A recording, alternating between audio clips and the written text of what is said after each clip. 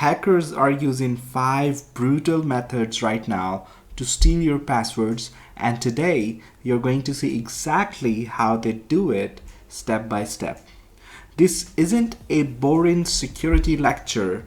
This is a breakdown of real-world attacks that you have likely already been exposed to. But here's what makes this video different. We are not just explaining the attacks, we are simulating the mindset of the hacker behind them. And more importantly, you'll find out how to defend yourself using tools and tricks that most people have never heard of. Let's start with one of the most dangerous and successful techniques, password spraying. This one works so well because of one simple human flaw, and that is we all reuse weak passwords. Imagine a hacker has a list of 1 million usernames from a breached company. Instead of picking one user and guessing 100 passwords, which would trigger security alarms, they flip the strategy. They pick one common password like welcome123 or QWERTY, and they try it across thousands of accounts and just one attempt per user. Because they are only making one guess per account, they fly under the radar and most systems won't even notice that. And if just one person used that weak password, the account is now compromised. That might be an employee, a manager, or the guy who forgot to change his default login. The hacker doesn't care who it is, they just care about that they are in. From there, they move through the system, escalate privileges, and potentially access emails, files, databases, and more. All that from a single guess. Hey, sorry to interrupt your video, but I've got a quick question. Are you interested in building a career in ethical hacking? We've partnered with EC Council to bring you the Certified Ethical Hacker, or CEH Masterclass, and it's the perfect place to start. In this course, you'll learn step by step how to think and act like a hacker so you can protect organizations from cyber threats. You'll gain hands-on experience with industry-standard hacking tools such as Nmap, Wireshark, Metasploit, Burp Suite, John the Ripper, Nikto, AirCrackNG, and many others. Master ethical hacking with AI-driven techniques to enhance your skills and always stay a step ahead. You'll explore techniques used in footprinting, scanning, enumeration, system hacking, malware analysis, sniffing, social engineering, and more. You'll also dive into advanced topics like web application attacks, wireless network security, cryptography, cloud security, and penetration testing methodology. Everything you need to pass the CEH certification exam and become a skilled ethical hacker. The CEH certification is a globally respected credential that validates your ability to identify and fix security vulnerabilities in networks and systems. It's ideal for anyone looking to become an ethical hacker, penetration tester, security analyst, or cybersecurity consultant. Cybersecurity is one of the fastest growing fields in tech, and ethical hackers are in huge demand. In fact, according to EC Council, the demand for ethical hackers has grown by over 40% in the past year alone, with penetration testing jobs being among the top 5 fastest growing roles in cybersecurity. Organizations across finance, healthcare, government, and tech are actively hiring CEH certified professionals to help defend against cyber threats. CEH certified professionals earn anywhere from $95,000 to $150,000 US per year, and experienced professionals with advanced skills can earn $160,000 to over $200,000 annually, according to Glassdoor, PayScale, and CyberSeek. If you're ready to launch a high-impact, high-paying career in cybersecurity, this course is for you. We placed a link to the CEH course in the description area of this video. Enroll today and take the first step toward becoming a certified ethical hacker. Now, back to the video. Now take the same concept and apply it across the entire internet. That's what happens in credential stuffing attacks. Say your password for an old website, maybe a gaming forum you joined in 2012, was leaked in a breach. No big deal, right? Except you used that same email or password combo for Facebook or Gmail or PayPal, and the hacker knows it. They take your old credentials and try logging into everything imaginable like Amazon, Netflix, your online bank, social media accounts, you name it. If any of those services don't have multi-factor authentication enabled, or if you never changed your password since the breach, you've essentially handed them the key to your digital life. And the worst part, these attacks are hard to detect because each login attempt is made from different IPs at different times, making it look like just a normal user logging in. This is why reusing passwords across sites is like building 50 houses with the same exact key. If someone gets one copy, they get them all. And you might be thinking, well, my passwords are encrypted, right? That makes me safe. Unfortunately, not exactly. Hackers have a method for this too. It's called password cracking. This one is all about attacking hashed passwords, the ones stored in databases after being scrambled by one-way encryption. When a hacker breaches a system and dumps a password database, they can't read the passwords directly because they are hashed. But that doesn't stop them. Instead, they take massive lists of common passwords, sometimes billions of them, and run them through the same hash function. Then they compare the output with the stolen hashes. If they find a match, they know the original password. This is known as a dictionary attack, and it's shockingly effective. In fact, modern tools using GPU acceleration can test billions of password hash combinations per second. A simple 8-character password with no symbol or numbers, it can be cracked under 10 minutes. And the more common the password, the faster it falls.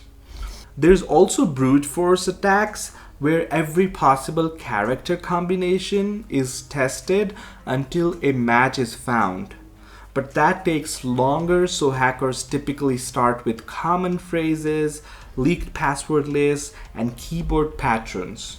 But what if the hacker doesn't have to guess or crack anything at all? That's where password harvesting comes in. This method involves stealing your credentials directly from your device while you're typing them. One of the most common tools for this is a keylogger. Once installed, usually through malware or a malicious attachment you clicked, the keylogger records everything you type. Your passwords, messages, emails, search queries, everything. That data is then sent back to the attacker, giving them a real-time look into your most sensitive actions. Even worse, there are more advanced tools called info stealers that grab saved passwords from browsers, cookies, autofill data, and even screenshots.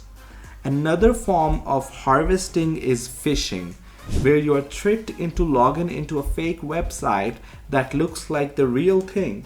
You think you're entering your credentials on the real PayPal, but you're actually handing them over to the attacker's clone site. These attacks are simple, effective, and still work because they exploit one thing that never changes, and that is human trust. And then, one of the nastiest modern tricks is password reset exploitation. You do not even need to crack or steal a password if you can just reset it. Hackers know this, and this is why they target the weakest link in most systems, the forgot password flow. Many sites still rely on outdated recovery questions, things like your mother's maiden name, your high school, or your first pet. This kind of information you have probably shared publicly on Facebook years ago. Attackers use social media, data brokers, or OSINT tools to dig up these details and then reset your accounts as if they were you. It does not stop there.